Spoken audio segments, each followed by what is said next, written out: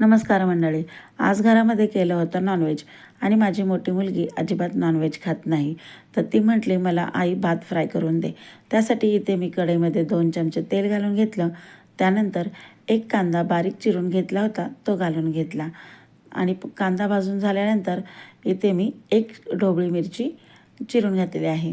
तर भाज्या इतर कोणत्याही शिल्लक घरात नव्हत्या, तर फक्त ढोबळीच होती, तर फक्त ढोबळीच घालून घेतली.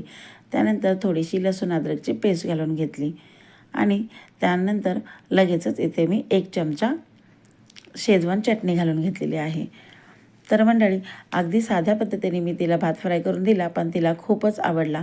तर तुम्हीसुद्धा एकदा अशा पद्धतीने नक्की ट्राय करा.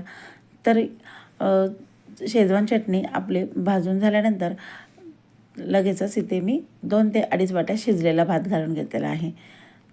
तर छान असा भात मिक्स करून घ्यायचा आहे.